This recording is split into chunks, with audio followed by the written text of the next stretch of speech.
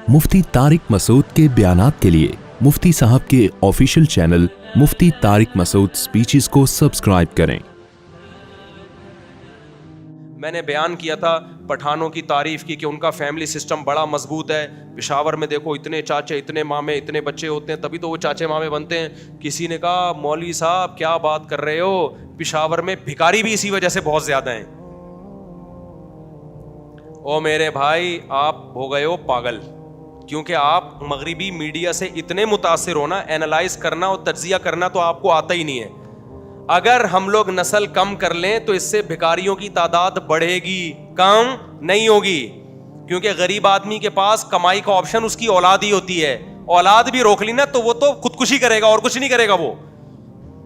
किसी ने ये भी कमेंट किए कि हमने अक्सर मालदारों के देखा है बच्चे एक दो होते हैं तभी वो मालदार होते हैं, और गरीबों के बच्चे ज्यादा होते हैं, क्योंकि ज्यादा होते हैं इसलिए गरीब हो जाते हैं। ये बिल्कुल गलत है, मामला उल्टा है।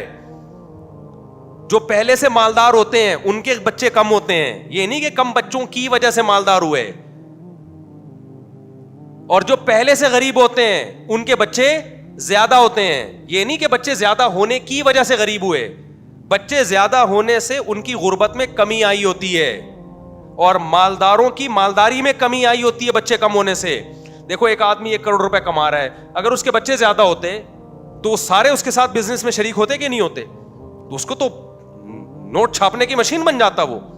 हमें फैमिली प्लानिंग वाले और हमारी जो लिबरल तबका है वो बच्चों पे जो इन्वेस्ट हो रहा है वो एक्सपेंसेस तो दिखा रहे होते हैं हमें। बच्चा जो बेहतरीन सोर्स ऑफ इनकम है उससे आपको बिल्कुल गाफिल कर दिया उन्होंने ये शो कर दिया है कि बच्चा खाता है खिलाता नहीं है। हालांकि मुशाहिदा ये कहता है इतना खाता नहीं है जितना खिलाता है वो। आप सब यहां बच्चे ही तो थे ना, मेजॉरिटी यहां जॉब करके कमा रही है, अपना भी खर्चा निकाल रही है, अपने बीवी बच्चों का भी, माँ बाप का भी निकाल रही है खर्चा। अगर आपको आपके माँ बाप ना मिलते तो क्या करते इस बुढ़ापे में? नहीं आई मेरा ख्याल है बात। अब यहां पे आखिरी सच्ची मुच्ची की आखिरी बात, अब आप यूरोप से ये ले रहे हो बच्चे दो ही अच्छे वाला फलसफा, बच्चे दो ही अच्छे वाला फलसफा, ये फलसफा तो ले रहे हो, लेकिन जो उनकी हुकूमतों में एक मैनेजमेंट है कि बूढ़ों को वो खुद पालते हैं और उनकी सोर्स ऑफ इनकम इतनी ज्यादा है कि बूढ़े औलाद पे बोझ बनते ही नहीं है, ये आपके पास वैसे ही नहीं है। तो नतीजा क्या निकलेगा? बच्चे आपके वैसे ही नहीं होंगे, बुढ़ापे में गवर्नमेंट ने भी नहीं पालना आपको। आपने 2 बच्चों वाला सेटअप ले लिया किससे? गोरे से, और बुढ़ापे में वहां गवर्नमेंट पालती है। वो गवर्नमेंट आपकी इतनी नेक नहीं है कि आपको बुढ़ापे में पाले वो।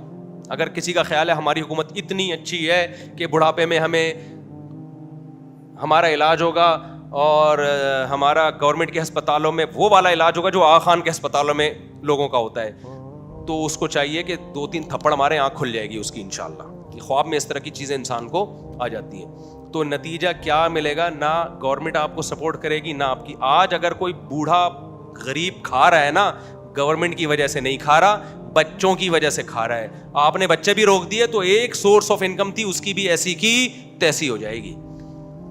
और गोरे की अगर औलादें ज्यादा होती तो आज जितनी तरक्की पर है इससे डबल तरक्की होती उनकी, क्योंकि ये बुढ़े हुकूमतों पे बोझ ना बनते। सोर्स ऑफ इनकम कमाने वाले बाजू ज्यादा हो जाते, जवान आदमी बोझ नहीं बनता, बच्चा और बूढ़ा बोझ बनता है। तो बचपन तो बहुत जल्दी खत्म हो जाता है, बुढ़ापा जल्दी खत्म नहीं होता। 30-30 साल 40-40 साल तक चलता है बुढ़ापा, 60 साल के बाद शुरू, और पाकिस्तान में तो 50 साल के बाद बुढ़ापा शुरू है। तो 40-40 साल आप गवर्नमेंट के खर्चे पे, और गवर्नमेंट कहां से कमाएगी? वो भी तो अफराद से ही कमाती है। तो आपको पाकिस्तान को तरक्की देना है तो और बहुत सारे जराए भी इस्तेमाल करें। उन बहुत सारे जराए में ग्रोथ रेशो को बढ़ाना भी है। अगर कम कर दिया तो तरक्की बढ़ने के बजाय और कम हो जाएगी। अभी भी समझ में नहीं आया तो फिर बुढ़ापे में ये बातें समझ में आ जाएंगी। किसी ने कहा पैसा कमाओ बुढ़ापे में नौकर रख लो। अव्वल तो ये बात गलत है, नौकर तुम्हारा क्या मोहब्बत थोड़ी देगा, वो तो तनख्वाह के लिए है। लेकिन सवाल पैदा होता है नौकर बुढ़ापे में क्या करेगा फिर? नहीं ये बात, आपने बुढ़ापे के लिए नौकर रख लिया, आप तो कह रहे हैं 2 बच्चे ही अच्छे, ये तो सबको तरगीब दे रहे हैं ना, तो नौकर बुढ़ापे में क्या करेगा? वो किसको रखेगा? वो भी नौकर रखेगा। इसका मतलब वो खुद सेठ है। वो सेठ होता तो तुम्हारा नौकर क्यों होता फिर? वो ऐसे ही ठीक है भाई, जैसे चल रहे हो ना ऐसे चलते रहो आप लोग। बच्चे 2 ही अच्छे। खुलासा यही निकला कि बच्चे क्या हैं? دو ہی اچھے, تو اپنی لائف کو برباد کر لو میرے بھائی. ہم تو اللہ کا شکر ہے ہمارے اولادیں ہو گئیں, آپ نے میرے چہرے پہ کبھی غم کے آثار نہیں. لوگ کہتے ہیں موسیٰ کا پیسہ آ رہا ہے, ابے بھائی ہمارے پاس تو اب تھوڑے مالی حالات اچھے ہوئے ہیں یہ 1 آدھ سال میں. ہم تو ممبر پہ اسی طرح پہلے سے بھی خوش ہیں, اب بھی خوش ہیں, اپنے اعمال کی وجہ سے نہیں, میں بڑی دعوے نہیں کر رہا, بچوں کی وجہ سے, بیگموں کی وجہ سے. ہم نیچر سے بغاوت نہیں کرتے. سمجھتے ہو کہ نہیں سمجھتے ہو؟ اللہ خوشی رکھے آپ لوگ کی کہیں نظر نہ لگ جائے. بعض دفعہ جب بھی کوئی تعریف کی بات کی ہے نا, کوئی نہ کوئی ٹینشن آئی ہے مجھے. جب بھی میں نے ممبر پہ کوئی کہا ہے نا یوں, تو کچھ نہ کوئی ٹینشن, کوئی نظر لگا کے جاتا ہے کم وقت. تو یہ میں خوش نہیں ہوں میرے بھائی, میرے تو بدعمالی ہیں, اللہ نے ستاری کا معاملہ کیا ہوا ہے. اگر اور ہم نیک ہوتے تو شاید بہت ہی اچھے ہوتے. یہ بھی نہ سمجھیں کہ ہم کو برے آدمی ہیں, لیکن اتنی بات ضرور ہے, اللہ نے مولویوں کو خوش اس لیے رکھا ہے کہ وہ نیچر سے بغاوت نہیں کرتے. وقت پہ شادیاں بھی ہوتی ہیں, دوا کے بچے بھی ہوتے ہیں, بچوں کی خوشیاں ملتی ہیں. ایک آدھ آڑا ترچا تو ہر گھر میں ہوتا ہے. لوگ مثالیں دیتے ہیں, وہ دیکھو فلاں کا بچہ کتنی بڑی ٹینشن میں. ابے ایک آدھ آڑی ترچی چیزیں ہر گھر میں وہ نظر بد سے بچانے کے لیے ہوتی ہیں. ٹھیک ہے نا. ہمارے حضرت مفتی رشید احمد صاحب رحمہ اللہ کی صحت بہت خاندانی تھی, 80 سال کے قریب پہنچ گئے تھے, لیکن کوئی بیماری نہیں تھی. اور حضرت کے والد صاحب نے, جو میرے شیخ تھے نا, ان کے والد صاحب نے 90 سال کی عمر میں دوسری شادی کی ہے. میں نے پہلے بتایا تھا 80 سال میں, بعد میں تحقیق ہوئی 80 نہیں 90 سال میں, اور ان کے اولاد بھی ہوئی. ٹینشن والے آدمی کو ایسا ہو سکتا ہے؟ 90 سال میں دوسری شادی اور پھر اولاد بھی ہوئی ہے. سمجھتا رہنے دو, تم لوگ افورڈ نہیں کر سکتے, میں معذرت چاہتا ہوں. ٹھیک ہے, یہ کیوں ہے؟ یہ آپ کو ملے گا اور بہت سارے لوگوں میں ملے گی یہ چیز, صرف اس لیے کہ وہ مولوی نیچر سے بغاوت, جو صحیح مولوی ہوگا, اور انگریز نیچر سے باغی ہے. انگریز کیا ہے؟ نیچر سے باغی, وہ فطرت پہ نہیں ہے میرے بھائی. تو آپ جب فطرت سے ہٹو گے نا تو برباد ہو جاؤ گے آپ. تو 90 سال میں تو ہمارے حضرت کی بھی صحت بہت ٹائٹ تھی. حضرت 80 سال میں فرمایا کرتے تھے میں بالکل جوان ہوں. مطلب یہ تھا میری شادی ہوگی, بچہ پیدا ہوگا. یہ صاف لفظوں میں نہیں کہتے تھے, لیکن ویسے بتاتے تھے کہ میں بالکل ینگ ہوں. کیونکہ حضرت کے لیے رشتے آتے تھے 80 سال کی عمر میں بھی, تو حضرت انکار کر دیتے تھے. حضرت کی رائے یہ تھی کہ دوسری شادی نہیں کرنی چاہیے. ان کی ایک ذاتی رائے تھی, تو وہ نجی ایک طور پہ انہوں نے غور کیا تھا نا, اوور آل تو ان کے اس پہ تحقیق ہی نہیں کی انہوں نے. تو ان کا یہ تھا کہ میں اگر دوسری کروں گا تو میں دین کے کام کر رہوں گا نہیں, ورنہ یعنی رشتے آتے تھے ریجیکٹ کر دیتے تھے نا. تو کسی نے کہا کہ حضرت شاید عمر زیادہ ہو گئی ہے حضرت کی. فرمایا ایسا بالکل بھی نہیں ہے, میں بالکل جوان ہوں. میں جو رشتوں کا انکار کر رہا ہوں اس لیے کہ میں دین کا کام کر رہا ہوں, تو میں پھر اس کاموں سے رہ جاؤں گا. لیکن ہماری رائے یہ ہے کہ بھائی علماء نہیں کریں گے تو عوام کیسے کرے گی. یہ بھی ایک دین ہی کا کام ہے, عوام کو پروموٹ کرنا, عوام کو اس میں موٹیویٹ کرنا. تو اب کیا تھا, اتنی ٹائٹ صحت تھی, لیکن حضرت کو ایک بیماری تھی. کبھی کبھار حضرت کی باڈی میں ہلکا ہلکا درد ہوتا تھا جو 2-2 3-3 دن چلتا تھا. تو حضرت فرمایا کرتے تھے, ہومیوپیتھک ڈاکٹر بھی تھے مفتی رشید احمد صاحب رحمہ اللہ, فرماتے تھے میرے پاس اس کا علاج ہے, میں وہ میڈیسن کھاؤں یہ درد ٹھیک ہو جائے گا, لیکن میں ہونے دیتا ہوں. اس لیے ہونے دیتا ہوں کہ بالکل بھی کوئی بیماری نہیں ہے تو تھوڑا سا تو کچھ ہونا. نہیں آئی بات, تھوڑا سا چلو یار. اب یہ کیا ہر چیز میں دوا لو, یہ ہو رہا ہے آج کل. دیکھو نا, چھینک آئی خان ہاسپٹل میں ٹیسٹ کے لیے چلے گئے, ذرا سا کچھ یوں ہوا تو فلانے چلے گئے, یہ کر لیا, ذرا سی باتوں پہ پاگل ہو جاتے ہیں. وہ بھائی کچھ تھوڑا بہت چلتے رہنے دو. زندگی پورا سکون جنت کے علاوہ کہیں بھی نہیں ملے گا. بیگم پوری سیدھی ہو ہی نہیں سکتی, تھوڑا بہت آڑی ترشی رہے گی. اور آپ بھی پورے سیدھے, عورتوں کو بھی میں کہتا ہوں میاں پورا سیدھا نہیں ملے گا تمہیں. جتنے میاں مارکیٹ میں آ رہے ہیں تھوڑے بہت آڑے ترشے ہیں.